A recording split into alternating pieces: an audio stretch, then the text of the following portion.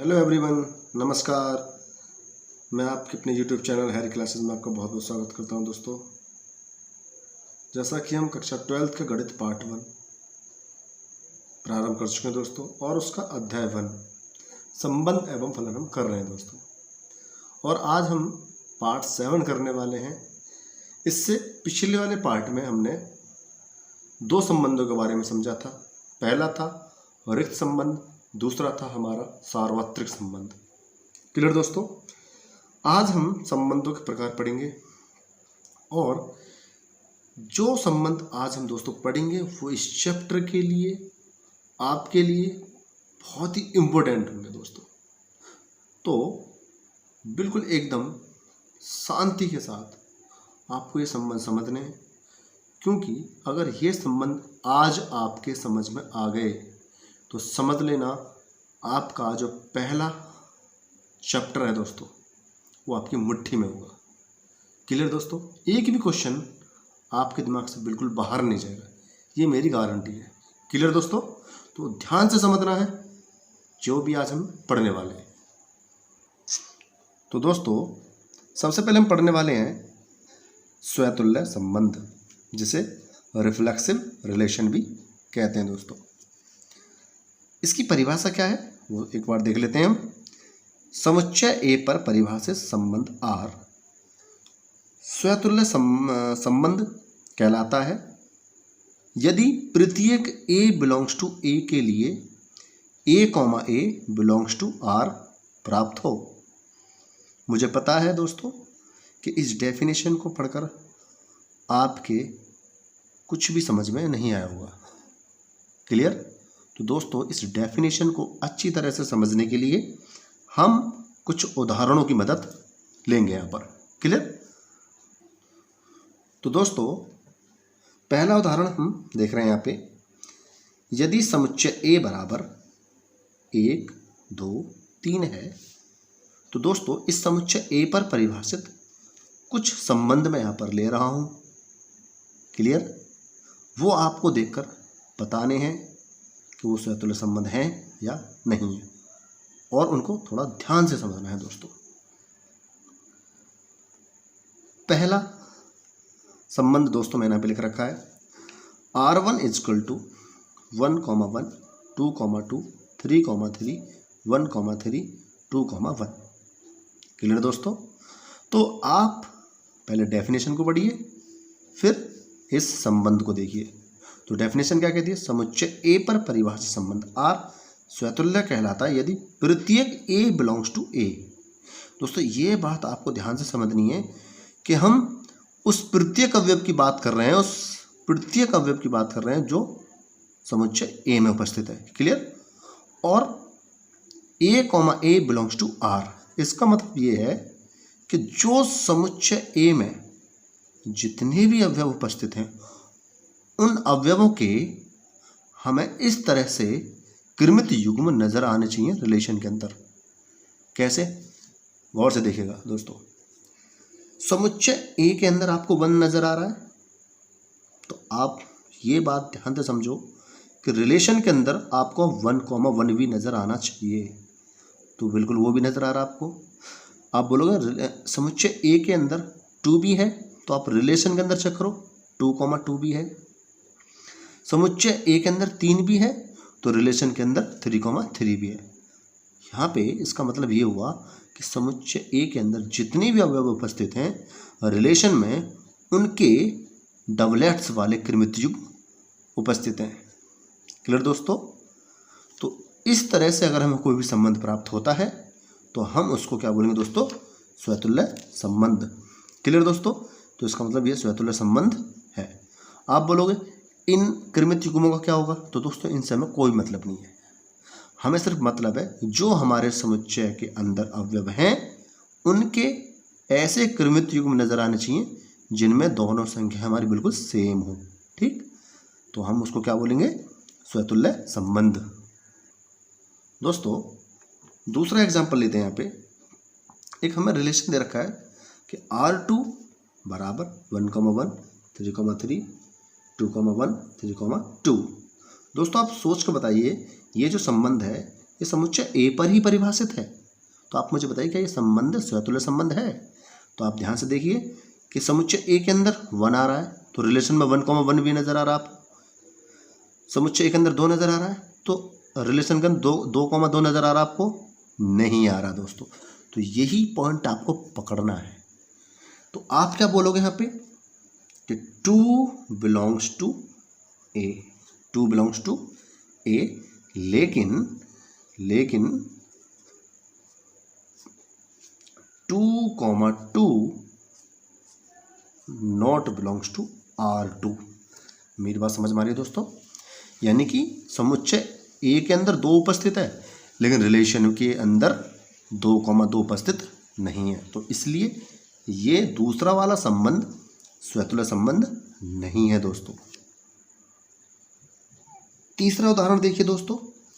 तीसरा मैंने रिलेशन लिख रखा है इसी समुच्चय पर परिभाषित है ये भी 1,1 3,3 1,2 3,1 2,2। तो दोस्तों समुच्चय ए के अंदर 1 है तो 1,1 भी नजर आ रहा है मुझे। समुच्चय ए के अंदर 2 है तो मुझे रिलेशन में 2,2 भी नजर आ रहा है। समुच्चय ए के अंदर 3 है तो मुझे 3,3 भी नजर आ रहा है। तो इसका मतलब ये हमारा स्वतुल्य संबंध है। क्लियर दोस्तों? समझ में आ रहा होगा आपको अच्छी तरह? दोस्तों ये मैंने इसका लास्ट उदाहरण तुम्हें दे रखा है, यहाँ पर लास्ट एग्जाम्पल लिया मैंने। तो यदि समुच्चय ए बराबर 11 12 15 है तो रिलेशन इसके साथ दे रखा है हमें। ये रिलेशन इस समुच्चय पर ही परिभाषित है जो इस प्रकार दे रखा है हमें। तो आप मुझे बताइए क्या ये रिलेशन, ये जो संबंध दे रखा है आपको, क्या ये स्वतुल्य संबंध है? तो आप क्या चीज़ चेक करोगे? पहले आप देखोगे समुच्चय ए के अंदर। तो समुच्चय ए के अंदर 11 उपस्थित है तो रिलेशन में 11,11 भी उपस्थित है। समुच्चय ए के अंदर 12 उपस्थित है तो रिलेशन के अंदर 12,12 भी है। समुच्चय ए के अंदर 15 है तो रिलेशन के अंदर 15,15 नहीं है दोस्तों। गौर से देखो, बिल्कुल एकदम गौर से। तो हम यहाँ पे क्या लिखेंगे दोस्तों? 15 यानी 15 बिलोंग्स टू ए, लेकिन 15,15 नॉट बिलोंग्स टू आर। ठीक है दोस्तों? अगर समुच्चय के अंदर एक भी अवयव ऐसा हो कि जिसका हमें डबलेट्स नज़र नहीं आ रहा हो तो दोस्तों वो संबंध स्वतुल्य संबंध नहीं कहलाएगा। क्लियर? तो आप समझ चुके हो स्वतुल्य संबंध किसे कहते हैं। आगे बढ़ते हैं दोस्तों। दूसरा है दोस्तों सममित संबंध, जैसे हम सिमेट्रिक रिलेशन कहते हैं। तो इसकी भी डेफिनेशन देख लेते हैं। समुच्चय ए पर परिभाषित संबंध R सममित संबंध कहलाता है यदि समस्त A1, A2 belongs to A के लिए A1, A2 belongs to R से A2, A1 belongs to R प्राप्त हो। मतलब कि इसमें हमें जितने भी समुच्चय ए के अंदर अवयव दे रखे हैं तो हमको 2 अवयवों को लेकर यहाँ पे बात कही गई है। और वो क्या बात कही गई है कि अगर रिलेशन के अंदर हमें कोई भी कृत्रिम नज़र आता है तो उसके अंदर उसका उल्टा भी हमें नज़र आना चाहिए रिलेशन के अंदर, तभी वो क्या कहलाएगा? सम्मित संबंध कहलाएगा दोस्तों। तो इस बात को एक उदाहरण की मदद से समझते हैं। ये उदाहरण आपको दोस्तों दिखाई दे रहा होगा। यदि समुच्चय ए 1 2 3 4 और उस पर परिभाषित हमें एक संबंध दे रखा है R जो इस प्रकार है, तो दोस्तों आपको करना क्या? आपको बताना क्या ये संबंध सम्मित संबंध है या नहीं। तो दोस्तों अब आपको समुच्चय ए के अंदर नज़र नहीं डालनी है, आप बस कहाँ चेक करोगे? रिलेशन के अंदर। और रिलेशन के अंदर क्या चेक करना है? आप एक एक क्रमित युग्मों को देखो गौर से और उनके आप उल्टे विपरीत क्रम वाले क्रमित युग्म भी खोजो। कैसे? कि यहाँ पे देखिए आप 1,3 नज़र आ रहा है आपको, तो अब 1,3 है तो इसका उल्टा क्या होगा? 3,1 होगा इसका उल्टा। तो आपको नज़र आ रहा है कहीं पे? तो बिल्कुल ये नज़र आ गया। ये 1,4 है तो 1,4 है तो इसका उल्टा क्या होगा? 4,1, तो 4,1 भी नज़र आ रहा है आपको, ये रहा। अब बचा कौन सा? 2,2। तो दोस्तों 2,2 का अगर आप उल्टा करोगे तो आप बोलोगे 2,2 ही होगा। तो 2,2 का उल्टा करोगे तो खुद को वो 2,2 ही होगा। तो ये अपने आप में खुद है। तो दोस्तों इसमें एक भी ऐसा कृमित युग्म नहीं है जिसका हमें उल्टा नज़र नहीं आ रहा हो। तो इसका अर्थ क्या हुआ दोस्तों कि ये वाला संबंध हमारा कैसा संबंध है, सम्मित संबंध है दोस्तों। क्लियर। एक और एग्जांपल लेते हैं, और से देखिए आप 1,1 है दोस्तों, तो 1,1 का उल्टा क्या होता है 1,1, ये खुद अपने आप में हो गया। 2,2 है, 2,2 का उल्टा क्या हो गया, खुद 2,2 हो गया। 3,3 है, 3,3 का उल्टा क्या होगा, खुद ये 3,3 हो गया। यहाँ तक तो बात ठीक चल रही है हमारी, लेकिन जैसे ही तुम 1,3 पर आओगे तो दोस्तों 1,3 तुम्हें नज़र आया है रिलेशन के अंदर, तो अब इसका उल्टा भी तुम्हें नज़र आना चाहिए, और इसका उल्टा क्या होगा 3,1 ही होगा, लेकिन वो तो आपको नज़र नहीं आ रहा। तो इस प्रकार दोस्तों हम यहाँ पे कैसे लिखेंगे कि 1,3 बिलोंग्स टू आर, लेकिन 3,1 नॉट बिलोंग्स टू आर। तो इस कारण दोस्तों ये हमारा सम्मित संबंध नहीं है दोस्तों। बात समझ में आ रही है। आपको कोई भी कृमित युग्म नजर आए उसका उल्टा जरूर नजर आना चाहिए दोस्तों आपको, तभी वो सम्मित संबंध कहलाएगा। आगे बढ़ते हैं दोस्तों। अब आ जाते हैं हम किस पर, संक्रामक संबंध पर, ट्रांजिटिव रिलेशन। तो दोस्तों इसकी डेफिनेशन हम देख लेते हैं।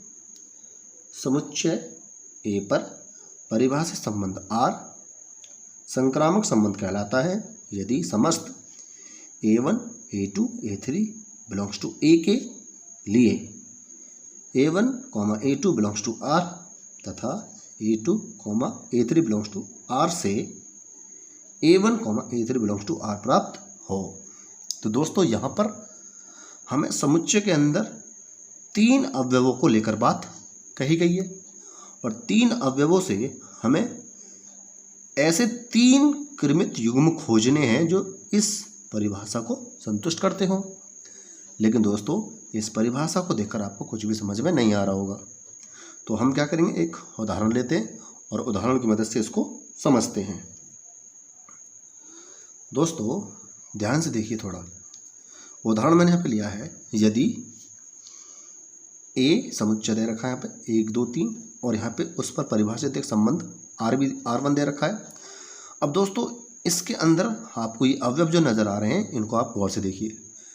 आप कैसे देखना है संक्रामक संबंध को, तो आप एक कृमित युग्म चुन लीजिए कोई सा भी। तो आपने मान के चला यहाँ पे कि हमने मान लिया यहाँ पे हमने इसको चुना पहले 1,2 को। तो दोस्तों जो कृमित युग्म यहाँ पे 2 पे एंड हो रहा है, इसका ये 2 पे ख़त्म है, तो आपको अब एक ऐसे कृमित युग्म की तलाश करनी है जो 2 से ही स्टार्ट हो रहा हो दोस्तों। तो आप बोलोगे 2 से तो स्टार्ट ये हो रहा, क्लियर दोस्तों। तो इसका अर्थ दोस्तों ये हो गया कि 1,2 और 2,3। तो दोस्तों अब पहले कृमित युग्म में पहला अवयव कौन सा 1, और दूसरे कृमित युग्म में दूसरा अवयव कौन सा 3। तो दोस्तों अब आपको रिलेशन के अंदर 1,3 भी नज़र आना चाहिए ही चाहिए। तो आपको नज़र आ रहा है, बिल्कुल आप देख रहे हो गौर से 1,3 हमें नज़र आ गया। तो दोस्तों ऐसे रिलेशन को हम क्या बोलेंगे, संक्रामक संबंध। क्लियर। तो ये कैसा संबंध रहा हमारा, संक्रामक संबंध रहा। ठीक है दोस्तों, एक एग्जाम्पल और लेते हैं, एक एग्जाम्पल और ले जाए दोस्तों मैंने यहाँ पे R2 बराबर 1,2, 1,3, 2,1। तो दोस्तों आप मुझे बताइए 1,2 ने आपने मान के चलो आपने यहाँ से अपनी यात्रा स्टार्ट की, तो आपने 1,2 चुन लिया है। अब ये कृमित युग्म 2 पे एंड हो रहा है, तो आपको ऐसा कृमित युग्म खोजना जो 2 से स्टार्ट हो रहा हो। तो 2 से तो ये स्टार्ट हो रहा है। तो दोस्तों इन दोनों कृमित युग्म की मदद से आपको तीसरा कृमित युग्म और खोजना है। और वो कैसे बनेगा, वो कैसे खोजोगे आप, तो वो इस प्रकार होगा कि पहले वाले कृमित युग्म का पहला अवयव 1, दूसरे वाले कृमित युग्म का दूसरा अवयव 1 है। तो वो दोस्तों कौन सा कृमित युग्म होना चाहिए, 1,1। तो आपको नज़र आ रहा है 1,1 यहाँ पे, तो आप बोलोगे नहीं। तो दोस्तों आप यहाँ पे कैसे लिख सकते हो, 1,2 बिलोंग्स टू R एवं 2,1 बिलोंग्स टू R है, लेकिन 1,1 नॉट बिलोंग्स टू R। ठीक है दोस्तों, मतलब कि हमको 1,1 इसमें नज़र नहीं आ रहा है, तो इसलिए ये हमारा संक्रामक संबंध नहीं है दोस्तों। क्लियर दोस्तों, ये जो मैंने तीसरा वाला संबंध यहाँ पे लिख रखा है, बहुत बच्चे इसमें कन्फ्यूज हो जाते हैं, बहुत ही ज़्यादा बच्चे। अब दोस्तों आप मुझे सोचकर बताइए, क्या ये संबंध संक्रामक संबंध आपको लगता है? तो बहुत से बच्चे सोच रहेंगे कि नहीं, बहुत से बच्चे सोच रहेंगे जी हाँ। तो दोस्तों यहाँ पे सन से बना हुआ है हमारा, कैसे? तो दोस्तों इसको समझने के लिए हमें कुछ एक अलग से कुछ बातें यहाँ पे लेनी पड़ेंगी, ठीक है दोस्तों, तब ये जाके हमारी समझ में आएगा। क्यों? क्योंकि आप बोलोगे 1,1 तो है, लेकिन 1,1 से तो यहाँ पे कोई और स्टार्ट हो ही नहीं रहा। तो जब ये स्टार्ट हो ही नहीं रहा तो हम इसको चेक कैसे करें? तो जब हम इसको चेक नहीं कर सकते तो ये इसका मतलब संक्रामक संबंध नहीं रहा। बात समझ में आ रही है दोस्तों? जैसे कि आप बोलोगे 2,2, तो यहाँ पे 2 पे एंड है, तो 2 से तो कोई स्टार्ट हो ही नहीं रहा यहाँ पे। तो 2 से कोई स्टार्ट नहीं हो रहा तो आप क्या बोलोगे? जब हम 2 से कोई स्टार्ट हो ही नहीं रहा, यहाँ पे हम चेक ही नहीं कर सकते, तो इसका मतलब संक्रामक संबंध नहीं है। लेकिन मैं आपको बता दूं दोस्तों, ये हमारा संक्रामक संबंध है। और वो किस प्रकार है? तो दोस्तों मैं आपको एक एग्जाम्पल की मदद से इसको समझाता हूँ। दोस्तों मैंने यहाँ पे एक एग्जाम्पल लिया है, शब्द इंडियन के अक्षरों का समुच्चय बनाइए। तो दोस्तों आपने इस तरह के क्वेश्चन बहुत ही ज़्यादा 11वीं कक्षा में करे होंगे, ठीक है दोस्तों। तो आप क्या करोगे, जब हम इस तरह के शब्दों के अक्षरों का समुच्चय बनाते हैं तो हम करते क्या हैं कि जो अक्षर 2 बार रिपीट होता है, उसमें से एक लिखते हैं। जो 2 बार रिपीट यहाँ पे एन हो रहा है तो उसमें से एक एन लिखेंगे, एक यहाँ पे डी लिखेंगे, एक यहाँ पे हम ए लिखेंगे दोस्तों। क्लियर? तो मैंने एक समुच्चय बना दिया यहाँ पे दोस्तों। आप यहाँ पे कोई और नाम दे सकते हो, जैसे बी रख सकते हो आप, क्यों? क्योंकि यहाँ पे ए आ रहा है। तो दोस्तों यहाँ पे बी मैंने मान लिया है। अब मुझे आप बताइए दोस्तों, यहाँ पे आई एक बार लिखा है मैंने, ये एक समुच्चय ही तो है दोस्तों। आई मैंने एक बार लिखा है, क्या आई इंडियन में एक बार था? तो आप बोलोगे नहीं, यहाँ तो 2 बार था। तो दोस्तों समुच्चय के अंदर कोई भी अवयव जो लिखा हुआ होता है, आप उसका ये पता नहीं लगा सकते कि वो शब्द एक बार रहा होगा या 2 बार रहा होगा या 3 बार रहा होगा। मेरी बात समझ में आ रही है?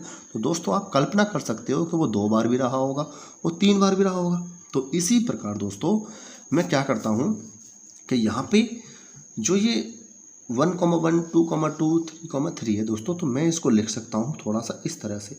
आप थोड़ा ध्यान से समझना, 1,1, 1,1 और 1,1, मतलब मैंने एक अवयव को इस तरह से लिख लिया।